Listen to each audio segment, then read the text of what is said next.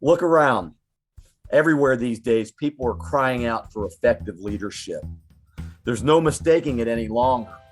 Men, especially leaders, are struggling, emasculated by imposed rules, stereotyping, and leadership models that are no longer working. There are many women who are doing a much better job at leadership than the men, and we need to recognize them. We need their help too. Welcome to WELL, the Women's Expressions on Leadership, Learning, and Liberty podcast show, and I'm its host, John Krotek. This is the show where women can help us men to be better men, more effective leaders. Our guest for this next episode of WOMP, the Women on Masculinity podcast show, is somebody who I am really excited to have on the show. It's taken me a while to get here. I met Misti Burmeister on LinkedIn several months ago, and I've just been really charmed by her messaging and charmed in a business way. She puts a lot of love out there. She's got an aura around her that if you're aware, guys, you can pick up on right away. She's a consummate leader, and she's very skilled in what she does. Misti holds a Master of Arts degree in communications from the University of Northern Colorado. She's an executive coach and a best-selling author. In fact, the Washington Business Journal named Misti among the top women who mean business.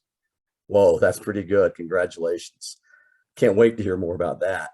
Misti has great experience and she stays busy. She's hard to track down sometimes, but she is out there. So she has served as an executive coach and trainer to such major organizations as Johns Hopkins Carey School of Business, Marriott Hotels, Johnson & Johnson, AT&T, the United States Navy, and the Environmental Protection Agency.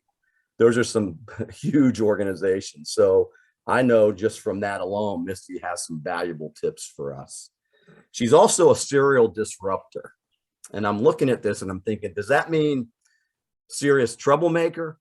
Or does that mean somebody who is adding to the human condition? And I guess it could be a serious troublemaker if you look at it.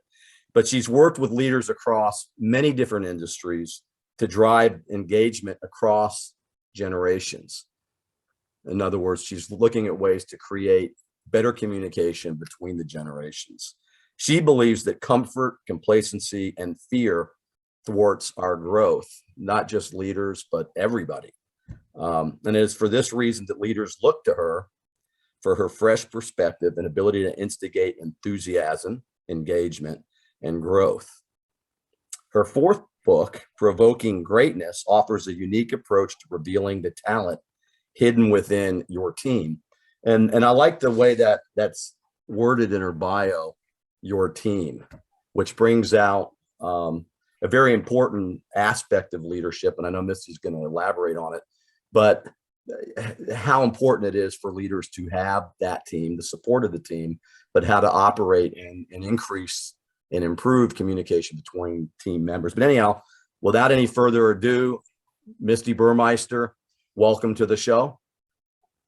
Thanks so much for having me, John. I'm as much of a fan of yours as you are of mine, and so grateful to be able to watch you support other people so beautifully. I see you on LinkedIn, not only liking my post, but also celebrating and supporting other people. It's a beautiful thing to bear witness. So thank you.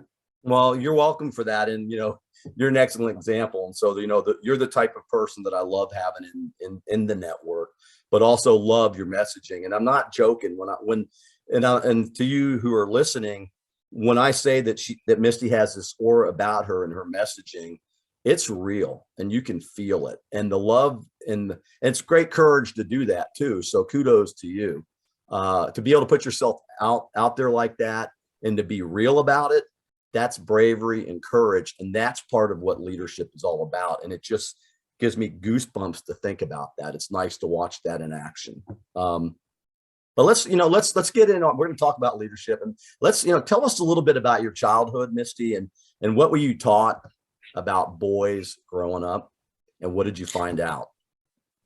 Wow, that's a deep question to dive right into. Well, I'll tell you, I'm going to start actually, John, with when you and I first connected, because that's a great a great way for me to come into the real beauty of men and the things I look for today in men. And actually, you know what? A story will pop for me that will take us even deeper with that. But there's been several times throughout my professional career where I've ended up in really precarious situations with men trying to put their lips on my lips, trying to do something that's really inappropriate. And I wish it weren't the case, but my go-to in those situations are to freeze. Some people fight, some people flee. My natural response is to freeze. And a few years ago, after that happened 2 times in a row, within a couple of months, I realized I'm the only constant in this. So I need to figure out what's going on here. And yes, of course, other people are responsible for their actions, but I needed to figure out what my part was. And so I get it. Soon after this experience on a rooftop terrace of a hotel, the hotel was just reopening in DC, and this gentleman who worked for the hotel, we were talking around the food, and he said, "Hey, have you had a tour yet?" And I said, "No." He goes, "Do you want a private tour?" And I was like, "That's so cool. Yeah, let's go." And then before I knew it, I was on the rooftop terrace by myself with him coming in for a kiss, which was very awkward. I had no idea how I ended up in that position. Thankfully, somebody came right up the stairs at that exact moment, and I was freed and I left. But I had his business card in my hand. And with his business card in my hand, I had 2 options, right? I could call his manager and have a few words there, or I could call him. And so I chose to call him. And the conversation started off with, yesterday was awkward. There's some specific moment that was really awkward. He got kind of defensive. And I said, "Listen, I just need to understand. What did I do that made you think that was okay?" And he got real defensive again. And I said, "I don't think you hear me. I know you got your own stuff. You're not my problem. I am. What was it that I did that made you think that that was okay?" And he says to me, and I'm going to paraphrase and put it in my own words, "I have a penis. It's very active. You're beautiful. And you need to learn how to set some boundaries." And of course, I wanted to drop kick him. But instead, I thanked him. And I only wish I had gone to his manager later to still turn in that story, that experience. I didn't. I took the lesson and I've used it ever since.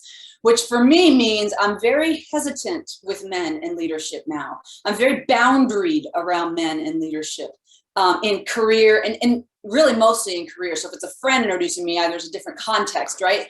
But I used to come in for hugs all the time because for me, I'm a hugger. I love to hug. And I've had to work hard at just shaking hands, or today, right, elbow bumping, whatever it might be, but not hugging. It's a little bit easier in today's environment because of COVID. But for me, still, my go-to is when I think somebody is meaning well, or I think they're a good person, I just will go for it. And part of that is because if we go back in my history, some of the things I learned about men, and this is really interesting because, as you know, John, I'm married to a woman. It sounds gay. And yet this idea is still very prevalent in my mind, which is I can't be successful unless I have a man taking care of me. And how that shows up in business is I will think if I just develop a relationship with this man, then I'm going to be okay. And it happens over. He clearly has all his stuff together. He's got all the connections. He's got all the opportunities. I just got to have him like me. And it used to be that I thought getting him to like me was related to my sexuality or to my sex or to my beauty. If I got him to like me, then I had him and then I had an opportunity, rather than the truth of what makes me valuable, which is the content and the resources that I bring to a team, to an organization, and how privileged they could be to have the opportunity to work with me rather than the other. So it's taken me a long time to deconstruct that idea. If I'm honest, it probably will be a lifetime experience for me of deconstructing it. I hear it coming up in my head and in my brain. I can hear it and then I can go, that's an old tape. That doesn't work anymore. I'm not interested in that. It never actually worked. And I can shift. So when I first met you, I didn't know this, but I was paying attention. Does he have other interests? Because there's been more than just one of you, John, that's come into my life via LinkedIn. And there's been some funky stuff that were red flags. And so I just unlinked, unhooked up sort of thing. Right. But with you, there's a consistency about you of care. It's not about me. It's not about my beauty. You're not constantly pointing out, how pretty I am or whatever it might be. You're not pointing at anything that is related to that. So I know you're a safe person for me to connect with. And if I'm honest with you, I still got good boundaries. I appreciate that. And thank you for sharing that, because you know what? A couple of things come to mind when you mentioned, when you talked about that story. Number one is, listening. And of course, I'm not cutting you off. I just want to make a couple of points here, but listening, and guys admit it. We don't listen. My wife says it to me all the time. You don't listen.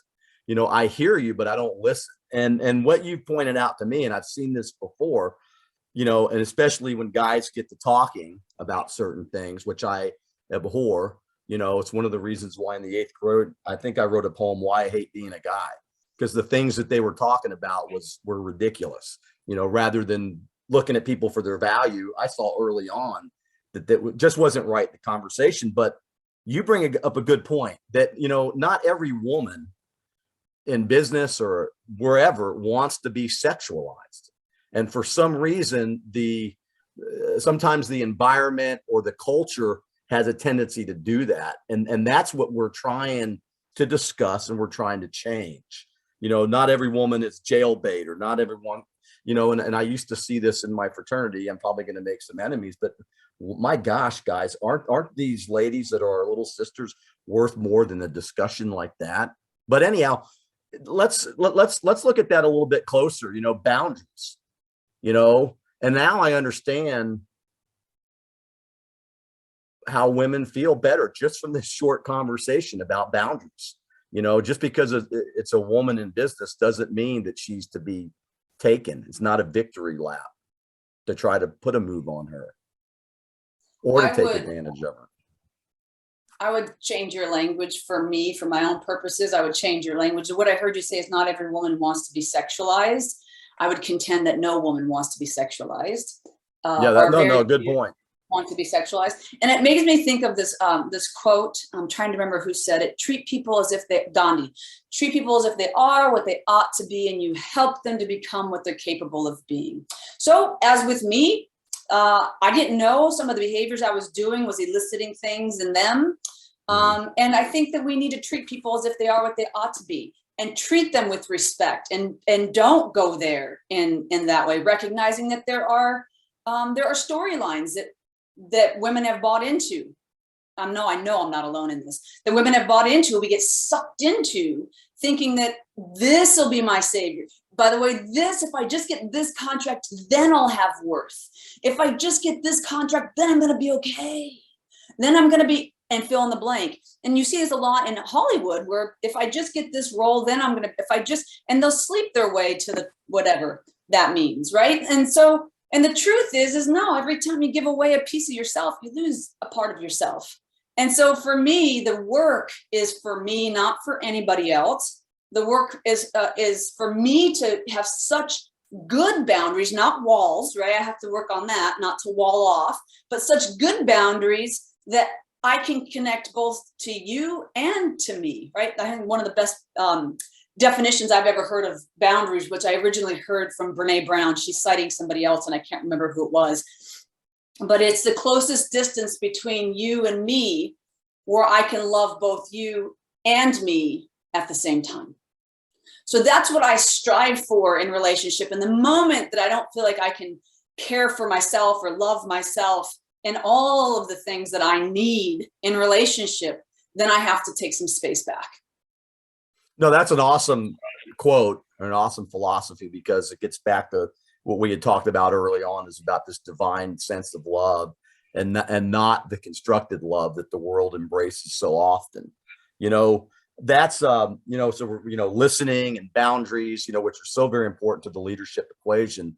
What do you see then, that being said, in the story that you shared, what do you see, what holds back men, from being effective leaders? I read an article in the Wall Street Journal. The title said, "Why Incompetent Men Become Leaders." And the title itself was like, wow, that's an eye opener. It's already putting out that men are incompetent, but what do you think holds men back to being effective leaders?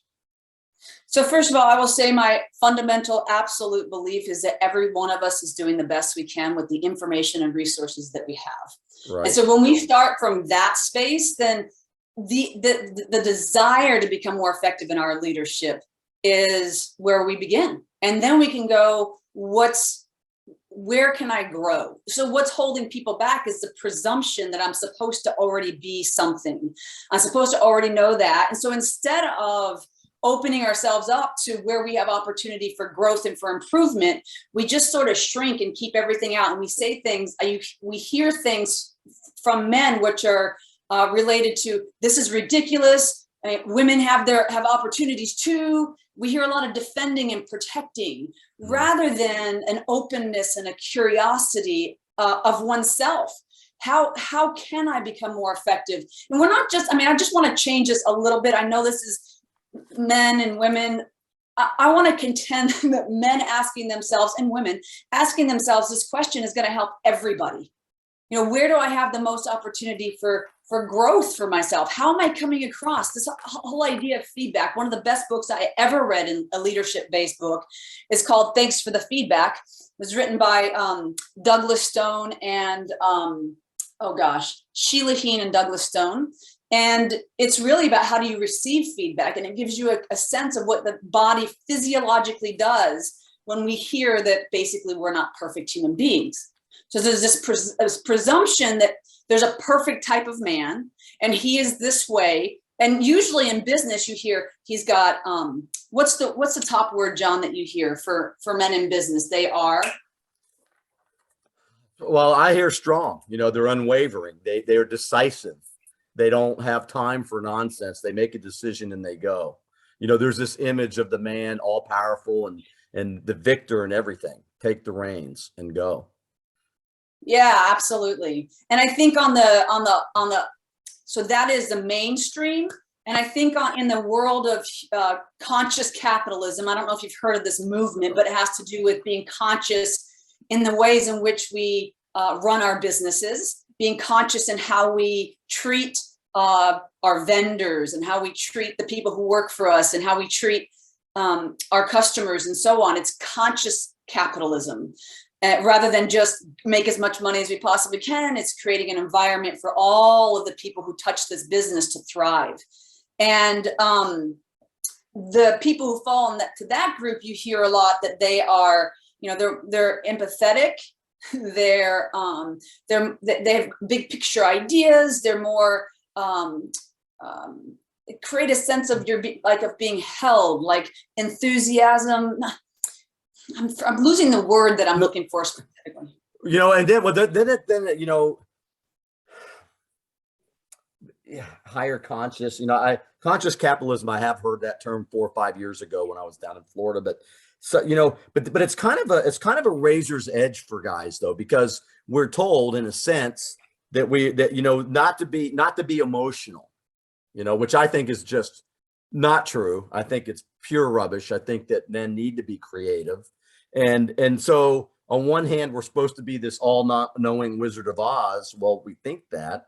And then on the other hand, if we show our emotions, and it's some sort of weakness, and no guy wants to be weak.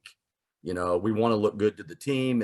And there are some muddy waters there. And that's what we're trying to figure out is I love the fact that you embrace the concept that everybody's doing the best they can. And I kind of believe that, but I also believe we have choices. Like that guy made a choice to try to put the move on you. I don't know if that's the best he could be. Is it? I'm not interested in judging him. Yeah. I'm not interested in judging him. He will find his own way. But the point I was just trying to make with, you mentioned sort of like some of the qualities that are perceivably excellent for males in leadership. And you said a lot of really true statements. We hear those things. And then I said some things on more of a little bit of a different paradigm, conscious capitalism ideology, and what makes them a good leader. You feel comforted with them, you trust them, they know how to create rapport. And my point with this is there is no right way. There is no one right way to lead. There is no It's not like the men who are leading emotionally are the right way, or the men who are leading without emotion that are command and control oriented. There's a space for all of it. The question is what's really needed. And you also, I heard you say, so what's really needed to be able to ask that question, you have to have access to other things. So it's not just command and control. It's not just decision making, but it's curiosity. It's a willingness to hear another person's perspective. So rather than telling people what to do, we're pausing and going, so what needs to be done? It's a willingness to admit that we don't have all the answers. And for whatever reason, men have a much greater challenge with this perceptively than women. And I say perceptively because I've worked with a gazillion women who are afraid of not knowing the right answer also. And so they will pretend to know the right answer. And as a result, they don't get to learn. And so I heard you say creative versus emotional. You said creative and you intermix that with emotional. And I don't know that those two things necessarily go together. I don't necessarily know that emotional means creative or that creative means emotional, right? So I think with emotions, there's also another word out there called emotional intelligence, which I'm not a big fan of because I think we live so much in our head that we don't actually come into our hearts. And so we think we know what we're not actually feeling.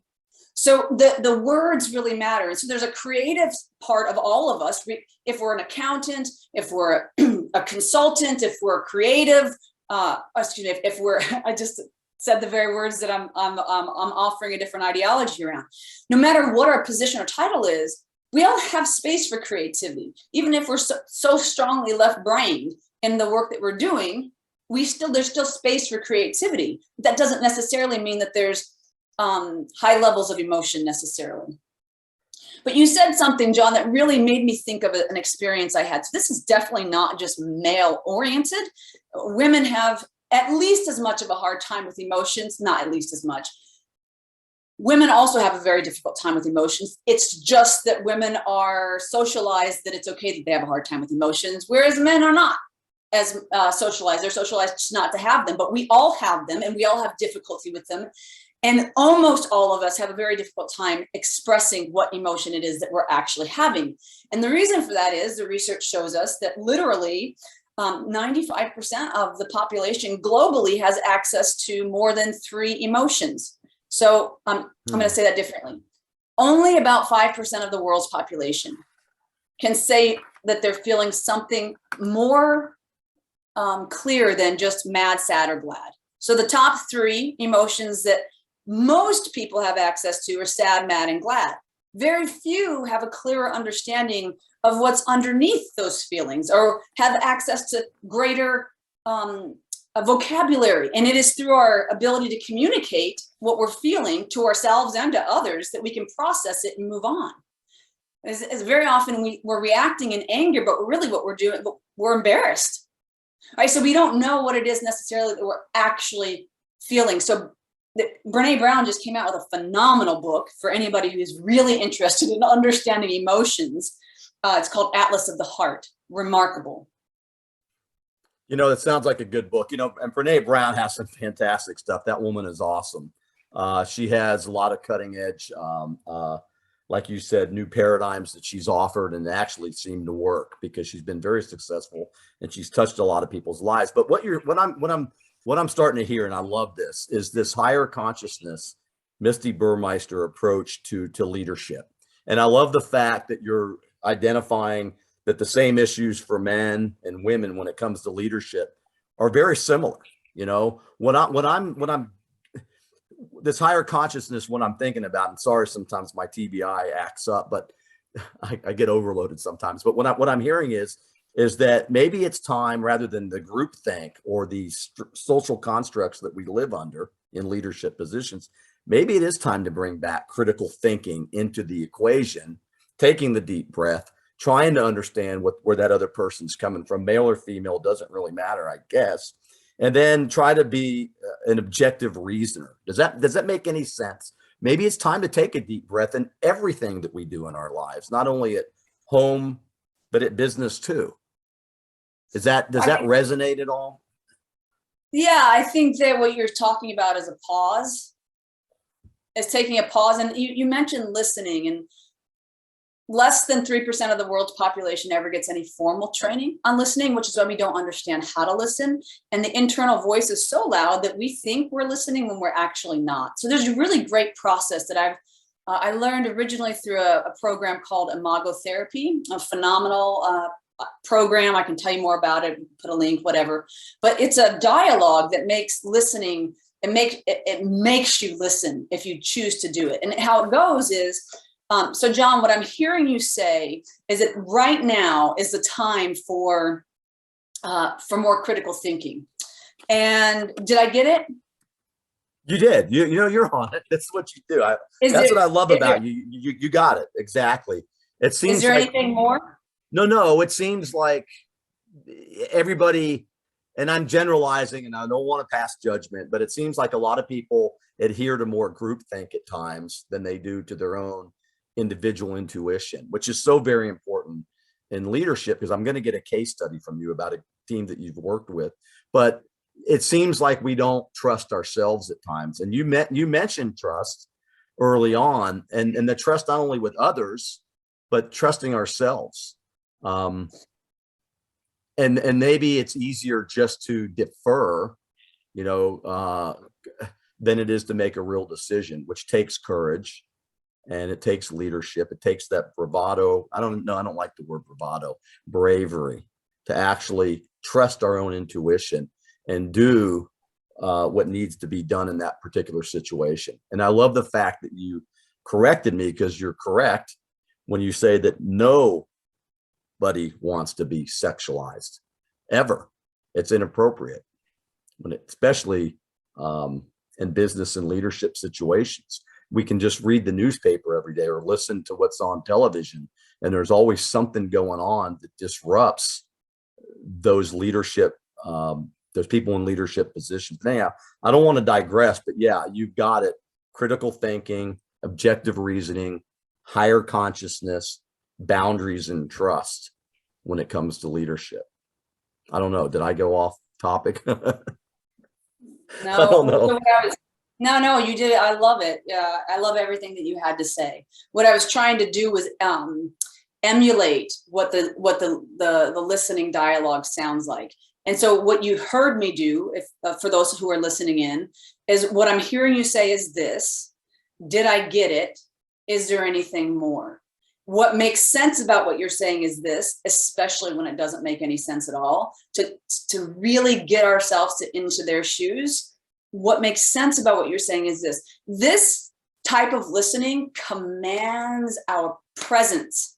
It commands us to stop listening to the going back in the back of our head, what's going on in the back of our minds, our rebuttals, our opinions, and to actually hear what they're saying.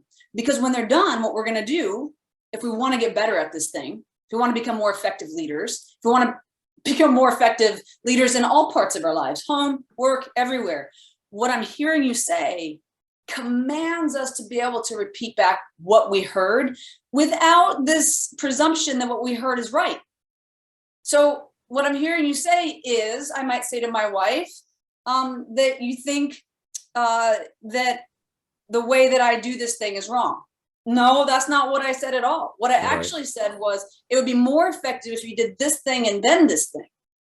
Okay, so what I'm hearing you say is that it would be more effective for us as a unit if I did this thing and then this thing. Did I get it? Yes. Is there anything more? Yes. Because when you do this thing and then this thing, this is what happens for me. And this is what happens for my mom. And I say, and I repeat that back. Did I get it? Yes. Is there anything more? Until there's no more. You ever want to get somebody to stop repeating themselves? Do this dialogue. I love that. I'm going to call that the FLP. You know, I'm probably, you know, I like acronyms. I'm an Army guy, right? But the forced listening process equals success. Equals success. You know, forced listening process to me. And see, even at 62, I'm still learning. You just taught me something, and you've helped me. It may sound kind of crazy, but you've taught me how to become a better listener. That short little process right there I'm going to try to do that today. Maybe I can get my own wife to say, you know what, you are listening to me, you know, and you can improve my life at home, which, you know, if I had a bell, I'd be ringing it, but that's true. So when you mess it up today, because you will, I know I will. right? I just welcome you to say, isn't that interesting? I don't know why I can't just be quiet and just hear what it is she's saying. What am I protecting against? I'll give you a quick story because this right here really helped me. As you know, my father-in-law recently passed, and he went through a really difficult departure. He had cancer, and we had to watch him slowly die, basically.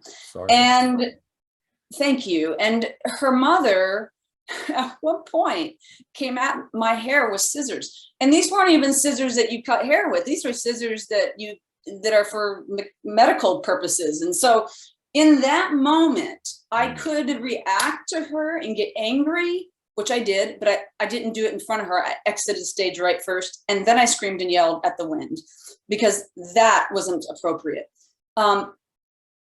But then I could listen to what it is that I was hearing her say and what her nonverbals were communicating. And I had sought my help from a coach of mine and also my therapist to really understand, to take myself out of that equation. It's not personal. She's not attacking me. And I had a lot around that because I'm the gay daughter. My wife is an only child. I'm not the perfect person in their world. And I've known that, but they love me and I love them. So let me just finish this for a moment, John. So it occurs to me that I know how. By the way, I learned about this through an Al-Anon meeting that I was part of. I heard somebody talk. Al-Anon is a 12-step program for friends and families of alcoholics. I grew up in a lot of addiction, so it's been very helpful to me. I heard somebody talk about the difference between connection and competition. And at first I was like, I'm not competitive with my mother-in-law. And then I got it. I'm competitive with lots of people, though. I definitely have that competition thing inside of me. It doesn't ever feel good, especially not when the person I'm comparing myself against is so much better than me at this particular thing. Who knows what their life story is and how they got there. But I almost never compare myself against, a reasonable person. It's got to be somebody. And so I understood that perhaps she was comparing her ability to be with her husband against my ability to be with her husband. See, I was sitting next to him and holding his hand. I was talking to him as if he could hear me because I just intuitively knew that that's what he needed, or that's what I could do. I knew intuitively that he could hear me. And I just know that love is always the answer. So to be loving rather than distant was my obvious. And after I understood that I had something that perhaps she wanted to be able to do, but didn't know how to do, then with humility, I could show her how to do. And it was unbelievably beautiful to watch her surround him and rub on his neck and talk to him with love versus the way that she had been. And to watch my wife do the same thing, to watch them be able to do that because of humility. Right? So this is what listening gives us. Now, in that, you didn't just hear listening to what she said or her body language, but you also heard listening to myself. This is where it really begins. What hurt about what she did or said? Why was that hurtful to me? Mostly it's because it's a trauma-based thing, like something from the past of I'm not good enough, I don't matter, is surfacing. And that deserves some love. So I sat with myself. I reached out to my resources. I got some clarity. I gave myself a lot of love, including a really hard workout that helped me to process a lot of that and lots of cuss words. No, I get that. And thanks for sharing that. What you just pointed out is that introspection, taking a deep breath, exiting stage right, as you put it, and then realizing that human interaction, especially in a case like this, where there's a loved one who's in the process of dying, that it is a two-way street, and so you set a really high example, got rid of some stuff with the cuss words, and rightfully so, but you were able to bring it back down to earth and put it in a perspective that benefited everybody. It wasn't just a selfish move. And when you talk about humility, there, more goosebumps, because humility is huge. And you exemplified, if we looked up humility at that moment, there's Misti Burmeister right there. That's tough to do in the heat of the moment, especially when somebody comes at you the way you described it. It's an extreme example, right? It's a very extreme example. And I couldn't have done it on my own. I'm not going to tell you that I could have done this on my own. No, I had a lot of reaction first. I just am aware enough to know that the reaction in the moment with the person is never going to turn out well. And so in a leadership situation, somebody comes into your office, upset about something and screaming at you, or not even screaming at you, but maybe they're just late all the time. What is our automatic assumption about them? Is it that they're, an idiot? Is it that they're just these damn young professionals, which I hear a gazillion times, these damn young professionals? Well, what if it just means that they don't have the skills they need to be successful in the job? Are we stopping long enough to really hear what they're saying? I remember when the reason I started this practice 20 years ago was, did you want to say something, John? No. What you pointed out earlier was about judgment, and quick judgments can get even the best leaders in trouble. And so again, it goes back to not passing judgment. That's, there's another tip right there. Don't pass judgment if at all possible, especially in the heat of the moment. And as a leader, if somebody's coming in and they're extremely emotional, they may not have all the pieces, because I'm going to give you a scenario about, we'll get to there, finish your story, but this is perfect. This is perfect because I've learned a lot just sitting here the last 35 minutes. Yeah. You just said something, and I will tell the story, but you said something that I feel is very impossible. Just as we are designed to be emotional, I remember my mom pounding her fists on her legs at one time when I was having a lot of emotion. And she said, I will not have any emotion in my life. And in the moment, I didn't know anything about what that even meant. I think I was 16 years old. And today, to me, I converted that into, I will not be a human being no matter what, right? Because we are emotional beings is a part of that's who we are. We are emotional beings. We have emotions, and sometimes we think. We're not thinking beings, and sometimes we feel. We're feeling beings. Anyway, so you said these words. You said, don't pass judgment. And I feel like being a human being means that we have judgment. The question is, are we questioning the judgments? Are we checking them to make sure that they're right? Are we acknowledging our judgments without criticizing ourselves for having those judgments? That, I feel like we can work with that, but to say don't judge is like saying don't be a human being. And I think don't breathe. Don't breathe. Don't breathe, don't judge. No, we are always constantly judging. Are we aware of our judgments?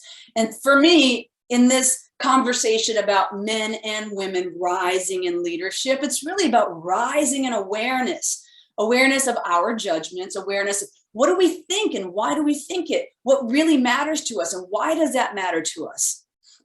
Instead of what most of us do, and I've certainly fallen into this trap myself, men and women are supposed to do this, and then they're supposed to do this, and then they're supposed to do this, and you're not supposed to do that. Are you aware of what's really important to you and why that matters? I'm getting ready to go do a talk for the University of North Dakota in February. Lord have mercy, it's going to be cold. Take your mittens with you. Right. And I was doing some research on the students, and it's a crisis, the university students right now. It is the highest levels of anxiety and depression we've ever seen in our college students. And I contend that a lot of that comes from a lack of connection and connection to self and connection to others, right? So that sincere connection with one another. They don't know how to do that right now. And I don't know why I just brought that up at all. But I'm because well, I know why you brought it up, because you're giving me a lead in to what I want to ask you. Let's just say I'm a leader at a major company, and I've got a department. In my department, I've got 6 people underneath my department, and I'm having trouble getting anything out of them. And I know I'm questioning my own leadership style, and I'm questioning me. And so I'm looking on LinkedIn, and I come across a leadership and communication expert by the name of Misti Burmeister. And I reach out to her, and what can I expect, like the University of North Dakota, what can I expect as a leader of a team from you? What can you help me do? And I'm looking for help. Well, very often, and it's not just big companies. Those are the ones A I put small on. company, any company, yeah. I mean, honestly, I'm working right now with some really brilliant nonprofit organizations in Baltimore and also in Maryland. And so it's not just the big ones. I also actually work with some entrepreneurs as well. And typically what they're coming to me for is I can't see my own blind spots. I know I have them. I don't know what they are. And honestly, John, most of my clients come to me because I speak the truth and I help them to get out of their own way. In a team context, often you see things like people they're not talking to one another. Instead, they're talking about one another. And I'm brought in to go, how can we be more collaborative? How can we get more engagement and and more creativity or innovation within the organization, particularly in a virtual environment right now? I'm hearing a lot of that. So that all comes back down to trust. How do I create trust inside of my work environment, inside of my team, so that they feel safe? Most of my folks that are coming to me want to know how to create a safer environment for people to bring their full self and all of their passion and all of their talents into the work that they're doing. And so I get a chance to work often it's first I work with the leader, and then I work with the team, and sometimes then I work with individual team members.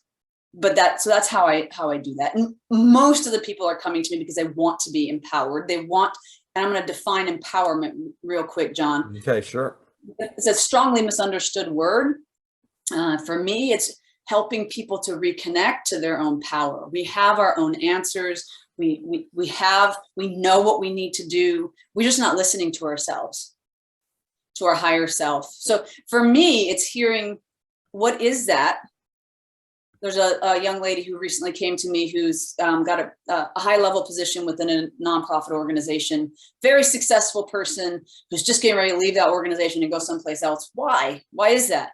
Well, the truth is because there's a crisis in her world of not feeling like she's enough. So it's not that the work or the people that she serves are insufficient or not good enough. It's that she doesn't feel like enough within her career, within that job. And she thinks, as we often do, if I just go get that next job, if I just go work for that company, then I'll have more worth and more value. So that work is about going deeper into what is the value that you want to bring, instead of waiting for permission, and also acknowledging and validating yourself. And also, even more beautiful, asking for the acknowledgement and validation that you need. So it's going to your boss, say, look, I'm not real sure what the heck it is I'm doing that's making the big difference here. It's really owning responsibility for what you need and being brave enough and willing enough to ask for it. I love that. You know, one of the things that I think is a foundational core value tenet of leadership and life in general, you know, when you go back to the philosophers centuries and centuries ago, and you just talked about it, is truth. And truth is a foundational aspect of what I think is high character, which exemplifies the way we live our lives. And that, you know, we've talked about truth, we've talked about listening, judgment, humility. You're an expert at communication, feelings and emotions and boundaries.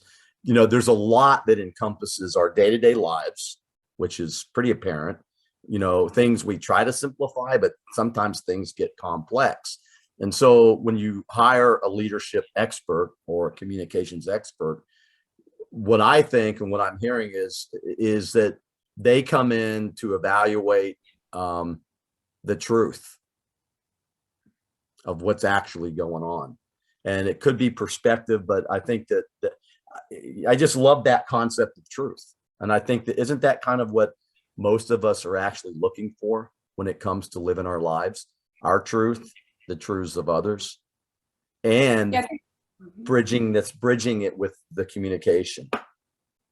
I don't know, we've gotten to some deep subjects, but I love that. Right? Yeah, I think that most people really do want to deal with the actual problem. It's that we hide the actual problem very good from ourselves. We're very good at it. I know I am. I didn't know what my actual problems were. I had to get help to understand what was actually going on. It wasn't all those things, it was this thing inside here. And that's the work that I bring inside of teams and organizations around the world. And I love the work. You know, when we use the word, just as you used the word a few moments ago, use the word groupthink, and we just use the word truth. And I think it's important sometimes to define words like that, that not everybody who's like you and I, who can't get enough of this content and learning about it. Groupthink is very often a result of not wanting to upset the apple cart, right? We all want to be loved. We all want to be appreciated. We all want to know that what we do matters. And if there's a perception that we might get less love, or we might have less of a connection, less of a sense of belonging, which we all need and want in our lives, in the absence of that belonging, we feel like there's going to be death. We're going to die. It's happening subconsciously. We're not necessarily aware of it. Our bodies are actually programmed for connection. And so we don't want to lose that sense of connection, sense of belonging. That's why groupthink, which is everybody just sort of starts to believe the same thing everybody else is believing, and they stop speaking up, happens.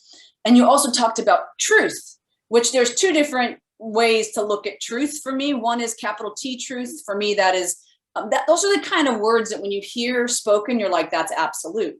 That's just the truth. For me, that's God, right? And then there's, which I'm sure can be parlayed right into that concept as well, but there's the truth of what's actually happening here.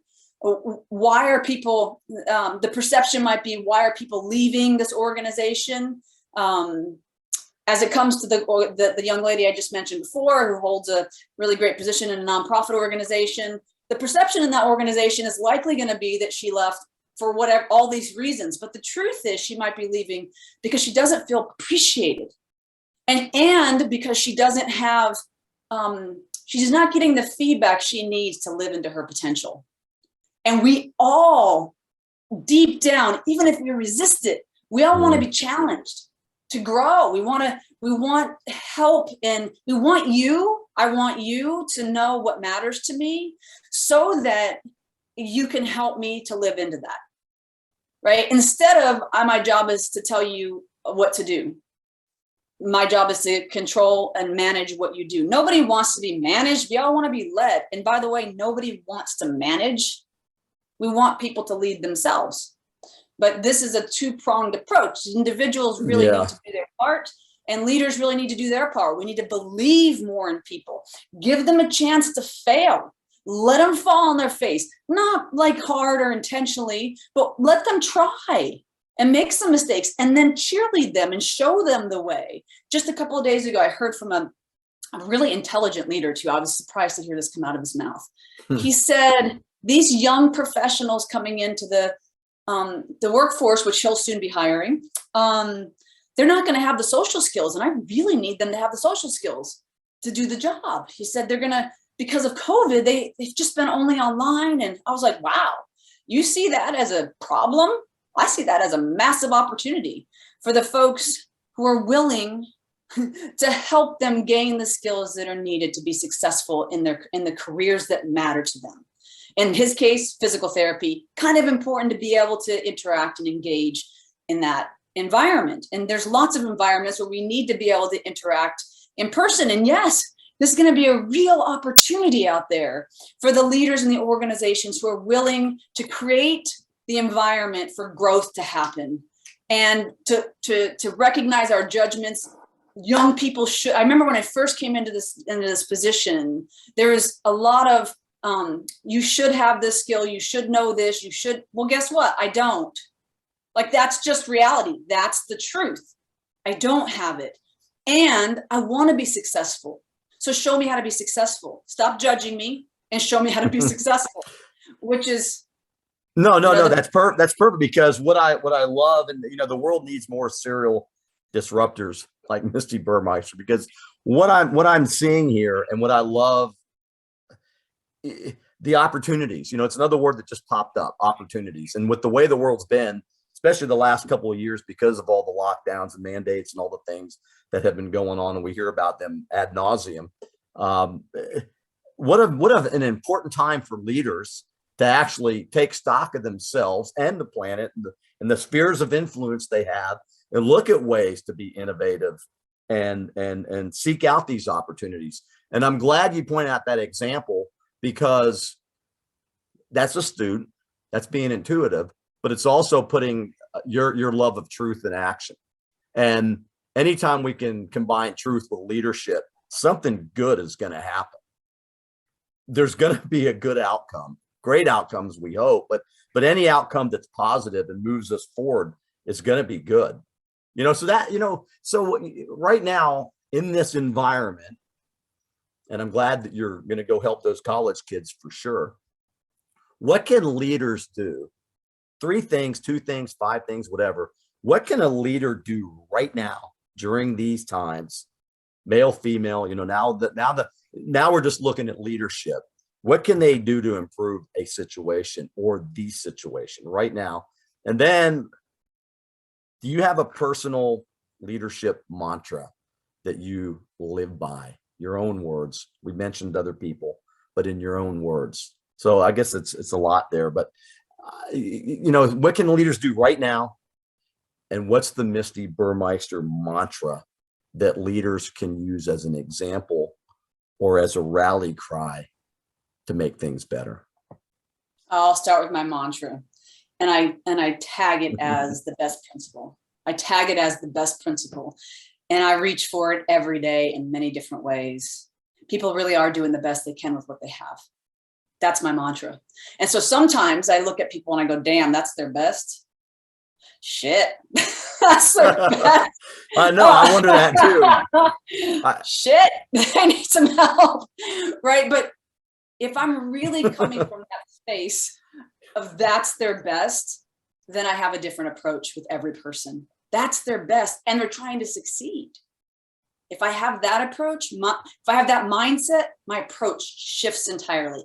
It goes from judging to loving, from judging to loving. And if there was I would only give one thing to your listeners, and that is to increase your awareness, your self-awareness, your awareness. Get a copy of that book. Thanks for the feedback. It'll give you a lot of access to how to understand how you're coming across to other people, and to care about yourself enough to get to know yourself. Oh my God. Real quick analogy for you, John. I love this analogy. You have a brand new iPhone. Let's just call it an iPhone 16 because it's not out yet. So it's an iPhone 16. You've got it. It's like you're so excited to have it. It has all the bells and whistles, everything you ever wanted to have. It has it. And you've had it for a month now, and you're really used to it and appreciating it, and it just stops working. What do? Well, a lot of people will say, I'll go on to YouTube and figure out this problem's happening with my iPhone 16. What do I do? And then you try to do all those things and it still doesn't work. Then what do? Well, then you ask some friends and you try to get from them what to do. And then that still doesn't work. So ultimately you take it into the Apple store and you say, this isn't working. And just go with me on this analogy, John.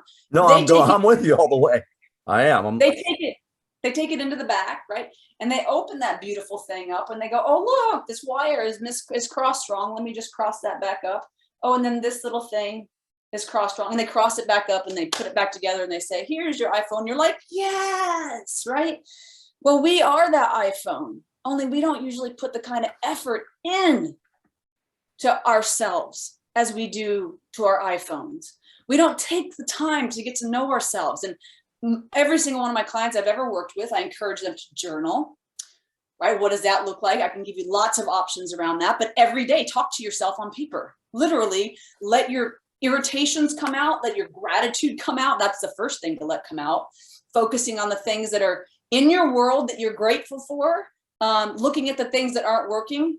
The day that my mother-in-law had her moment with me, I journaled that out, man. I just let it rip on paper, like every cuss word you can imagine. And then this other thing started to come of kindness and compassion and understanding. But first I had to listen to me and what was going on inside of me. So every day you journal, every day you sit pen and paper. How did your day go? What worked? What didn't work? There's a whole process around this that I'm happy to share more with you about. And when you put your focus on yourself and understanding yourself, the whole world gets to benefit from that, because that level of awareness gives us access inside of us to the truth. And then you don't need me as much. That's what happens with my clients. They don't need me as much because I'm helping them to reconnect to that. No, that's perfect. I'm so glad, Misty, that we've finally been able to sit down and have this conversation. We've touched upon a lot of things. One thing that you've helped me with today, and I'm grateful for it, is you've reinforced the concept that we don't know everything. And that, you've also reinforced the concept that humility does make a difference. And the guys, gals, whoever out there is listening, we don't know everything, but probably more importantly, that I love that you said today, and maybe I'll just add it to another mantra, I don't know, but that we are doing the best we can, and we can always do better. And if we have, I guess, the desire to get better, aren't there just some people that don't want to get better, that just love doing what they do and they don't really care? I don't know. That's another question. Another conversation. No, this conversation is stemmed in not enoughness, right? So I think it's enough to say people are doing the best that they can. I think that's enough, that they're doing the best that they can, and everything else is a judgment. Yeah, I love that. I mean, there you have it. Yeah, I mean, go ahead. If we know and we trust that we are doing our best, then whatever is next for us will come to us, and we'll know it. And then we'll do that thing. Problem comes in when everybody else thinks that they know that what we need to do, right? The problem is when we think that we don't know what we need to do and we need somebody else to tell us what to do. That's where the problem comes in. So if we can honestly believe that we're doing our best and sit in our skin in that way and not move as much from FOMO, which I know I moved from, I used to a whole lot more. I've gotten much better.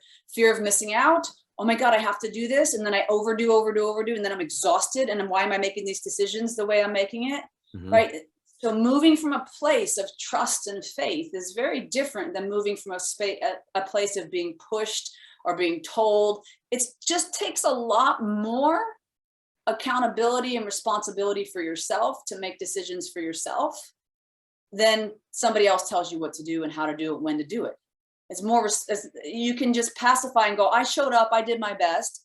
But we know inside of ourselves what our best is. And we know that. So if we can love on ourselves more, especially for the areas where we're not as good, we'll get better results.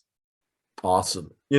So how can people contact you, Misty? I know you're busy, you're in and out quite a bit, and you're traveling and you've got things going on. Where can people reach you if they need to speak to you about the services, or just if they need to speak to you or with you or talk to you? Tell us. I don't like that word busy, so I'm going to change it. I'm not super busy. I don't like the word busy. I'm very focused on the work that I do. And the simple answer to that question is Misty@MistiBurmeister.com. So you can just send me an email at Misty@MistiBurmeister.com, and I would love to hear from you. But in our society, I'll finish with this, John. In our society, it was so easy to get tripped up in being busy that we don't get much done. At least not what's actually important to us. And what's most important to us, we don't even know because we're so busy. I'm not. You know what else I love that you said? This is kind of cool because you said we know. We know inside of ourselves what our best is. We intuitively know. Yeah, and if we could be gentle with ourselves in the process, that's lovely. And you've rearranged a lot of my thought patterns just in this short 1 hour. I'm looking at things differently, and that's what a serial disruptor does. And you are eloquent. You're very communicative. You're very easy to understand. I say that in a very respectful manner. And you are a person that any leader needs to feel comfortable in working with, and you are that person. And I'm not joking around, and I'm not buttering your bread, because the messaging that you put out there reeks of truth and love. And I think that that's what we need more of. And I'm blessed to know you. I know we're going to see each other somewhere down the road, and I look forward to that day, because it's going to be a celebration. And just, thank you for being here. I love you too, John. You're so special. You really are. Thank you for this opportunity to share with you and with whoever listens. It was a real joy. Your emotionality is beautiful. So grateful for you. Yeah. Thanks. I got to run. Thanks for listening. Without the listeners, men and the women out there, we can't do what we do. And we love people. It's apparent, and just humbled to have another episode and to have you on the show. Thanks, Misty. I'm inspired by you, John. Have a great day. Bye. Bye-bye.